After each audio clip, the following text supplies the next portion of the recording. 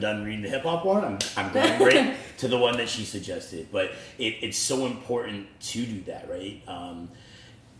Big part of adulting is being better than the person you were the day before, and it's not always easy for everybody. Some people have demons, some people have addictions, and it's tough, right? So myself, I have family members that have direct cause and effect from the opiate crisis.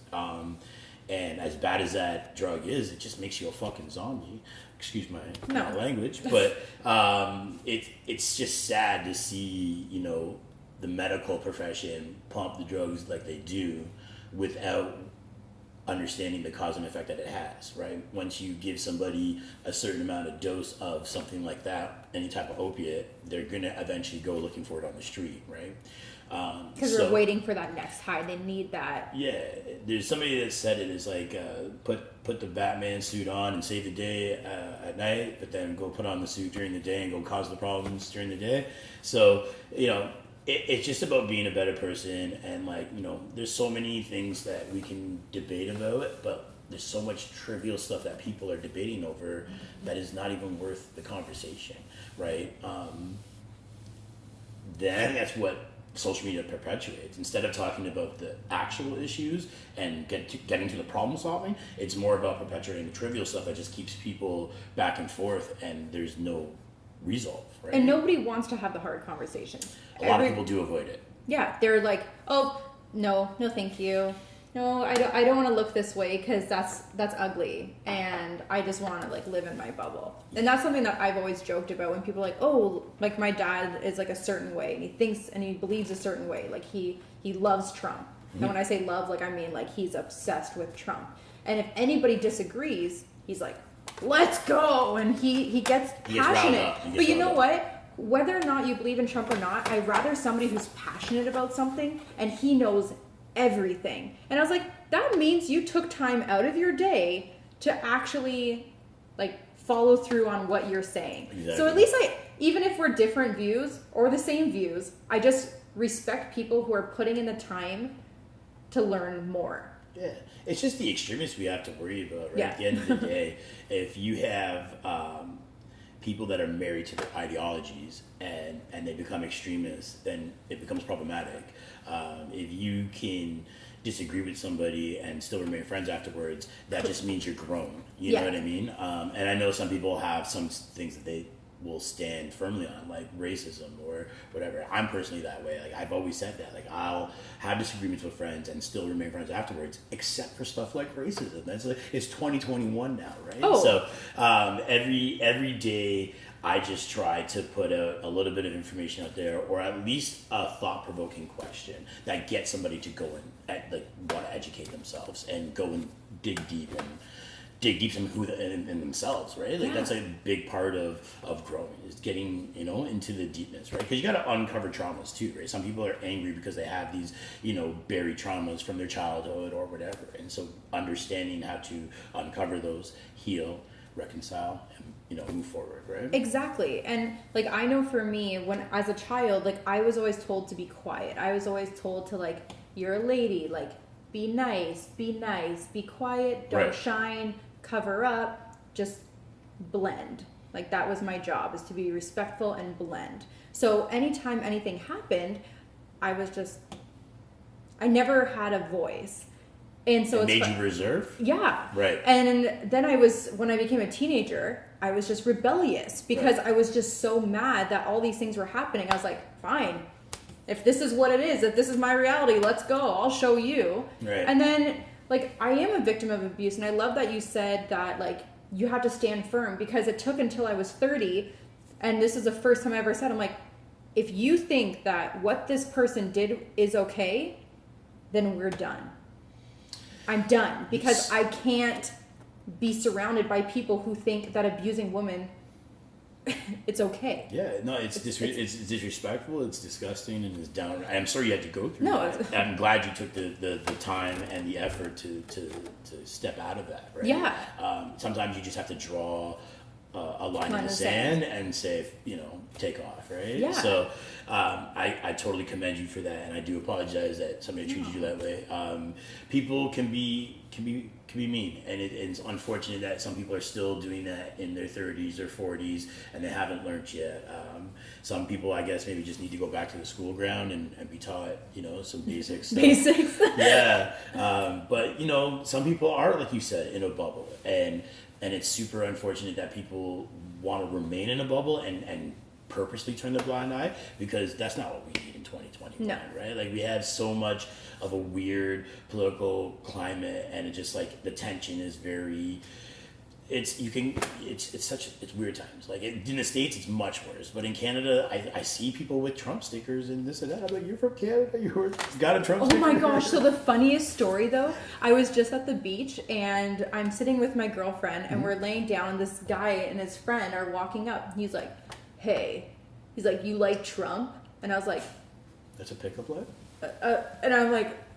What? He's like, 'cause I do. And he takes off his hat, and it's a red hat with writing, and it says, "Make Canada Great Again." And I was like, he's like, so can I give you my number? I'm like, absolutely not. Special guy. I was like, holy, like they're using that as a pickup line. That's not a lead, yeah. No, I was like, do better, man. Yeah. Like, yeah. Come on. I think a lot of people need to do better. I personally started doing more politics, and I started to separate my music and my politics, because a friend of mine was like, hey, went to your Facebook timeline, and I tried to find your song to show somebody, and it took me forever to scroll down and find it. So I started to separate it. So I created a group called the Humane Party, and I post a lot of my ideologies over there, and then I have an artist page. I post my music over there, and then I use my personal Facebook for just random stuff. So mostly memes, I guess. Yeah.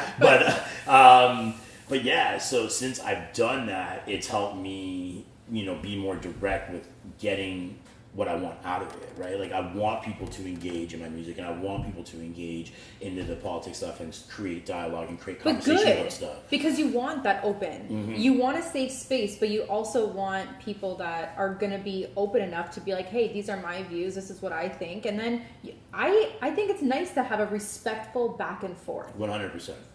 It's unfortunate when it gets on the internet, it can get nasty or get rude quickly because people are behind the keyboard. And they're like, we're so strong, we're so big, like, look at me, I'm behind the screen. Or what's really unfortunate, which just happened to me recently, I'll tell you a story.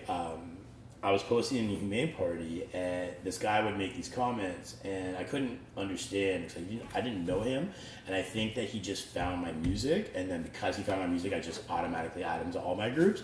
And then when I sent him a DM and asked him if he had a problem with me, he started to show that he was like very Christian, and the one post, it was like a pro LGBTQ community post, and he was just really rude. And then if I like mentioned anything about the Catholic Church and what's happened to the indigenous children over the last 150 years, which is a huge topic right now. Huge topic, and he, instead of like agreeing or talking about the facts, he just was like shattered. Like, he was just like, he couldn't speak.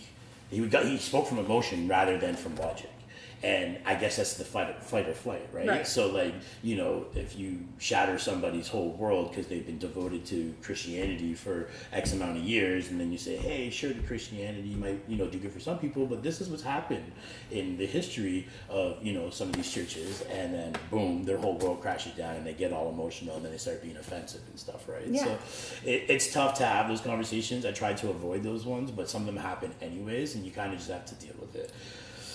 And it's hard because I grew up Christian Pentecostal. That is my entire life. And even now my family's like, I can't believe like you're raising your kids to like not be a Christian. I was like, I'm not raising my kids to not be a Christian. I'm just not putting them in a church because of what the church, I have to learn how to rephrase that. What the people who went to that church, how they treated me. And I'm not saying that all the churches are like that. It's just based on my personal experience and how people from the church have treated me. I just know that I want my children, I'm going to avoid it. Mm-hmm. Whether or not it would happen to them, based on my personal experience, I'm just taking them out of it. They go to a Catholic school.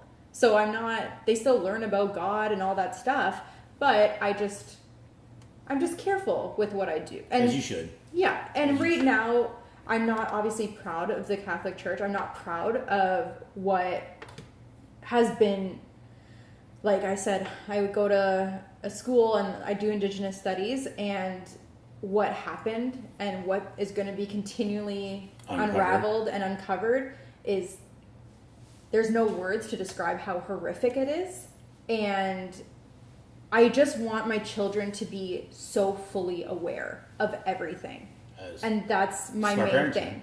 And I know my mom and my dad were like, how dare you say that? And I was like, they did get murdered. Children got murdered.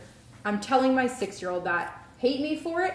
That's what happened. My children should know that this is a reality. Yeah, we have to face the facts, right? And we can't keep on Catholic. Sweeping it under the rug. I was raised Catholic up until, the 90s, and that's when I started to hear about the stories of priests diddling children and stuff. So I quickly became an atheist. And it didn't take long for that to happen. I have read into some other religions and stuff like that because I'm interested, right? Like the 7 chakras.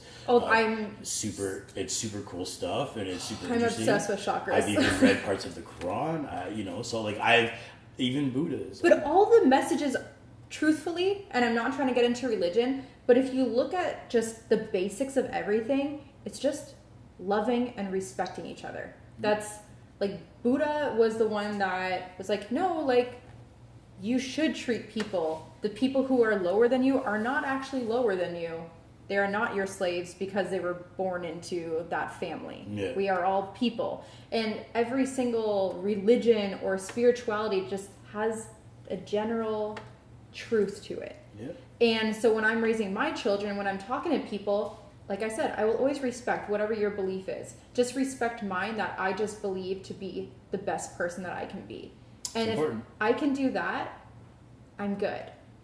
I'm an energy person, so I'd totally drive with your sister. I'm full of crystals, and I believe in the chakras, and I listen to high frequency. I get crystals for my birthday. Yeah. I get crystals for my birthday. And I go to bed listening to high frequencies, and if I feel ill, there's certain frequency vibrations that help your body heal. I'm weird like that, but you know what? I was it helped me. That's awesome. So if it's not harming anybody, do what makes you happy. Exactly. And that's the key, right? Is just being humane and not harming people, and just keeping a good mindful awareness around you, right? Yeah. Even when you're at the grocery store, I just had some guy freak out at the cashier because they were taking 2 minutes. And I'm like, dude, are you late for work? Just chill out. Maybe you should have went to the grocery store if you're in a rush. Yeah, or come 5 minutes earlier. Yeah. If you're in a rush, then you should have left the house 5 minutes earlier. The one thing I am really excited about is that our generation is more emotionally developed. We are kind of understanding that it's more serious than maybe what our parents have done, which I'm really excited about. Yeah, there's a lot of good that's going to come out of the pandemic. There's a lot of messed up things happening, but I think there is a lot of good. All the protests and all people coming together, and we need unity. Right? Yeah. If unity is something that is so distant, and everybody's got a tribe that they're attached to, and they'll be attached to this tribe but still hate this tribe, and there's too much of that going on. We just need to bring people together. How we're going to do that is just having another safe Woodstock, not one from '99, but yeah. One maybe a little bit before that time. But just music brings people together. I think arts period bring people together. It's so important. It's therapeutic. If I didn't make music or grow my weed plants, I don't know where I would be right now. That's how it's kept me grounded. It's kept me sane. It's been able to free my mind. When I go and play with my plants and put on the classical music, I'm in. But I sing to my plants. I sometimes do. It depends on what song's on, But I agree with that. The plants are life. Why not? And so we were just talking about COVID, and yeah. What do we have here? Yeah. So for those that don't know, I just pulled the trigger. Well, you need to know that I bought a machine, but when you're down and out in COVID, you always pull the trigger on something that you've always wanted. And so I've always wanted to get into production and open up the doors musically. So I purchased this drum machine / sampler. It's great. It's a great music production piece. It's pretty limitless. I'm still learning, watching tutorials on a regular basis. I got my record player set upstairs. I got my vinyl set upstairs. So I'm just constantly taking old records and sampling them and just messing around and just slowly learning. I'm still amateur, but you guys will hear a beat from me very soon. And I am so excited to continue to listen to all of this. And time just flew by. I can't believe it's nearing the end. So I would love to take this time to kind of ask you, what was your biggest trials and tribulations that have brought you to where you are now? And what is a message that you would leave our viewers with? My biggest trials and tribulations is just being a damn grown-up. Every day I struggle with, anger or just anything, right? Just being better than I was the day before. I'm not a psychiatrist. I'm not a behavioral, I need to learn from these professionals so that I can, be a better person. So just treating my coworkers and treating family members and just everybody with mindfulness is my biggest accomplishment right now. Just being a better person. I'm 40 now, so no more playing games and partying and drinking out of funnels and stuff, right? Yeah. So it's important to just keep that message going. So I do that in the music, I do that on social media, and I encourage everybody to do that. And I guess that would be my message to everybody, is just be mindful to everybody and just lead with love, right? If you lead with love, nothing positivity, man.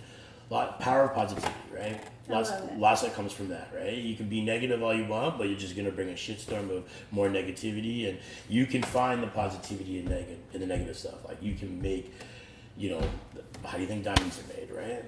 So, pressure bust pipes. Thank you so much for coming. Thank you for having me. Oh my God, I appreciate it. It was such an absolute pleasure. Hey, likewise. Thank you. Thank you. Thank you guys so much for joining in on another episode of Trials and Tribulations. Please make sure you check out all your amazing music, and with the release that just came out, thank you. All the links are going to be in the comments, and we're going to see you next week, right?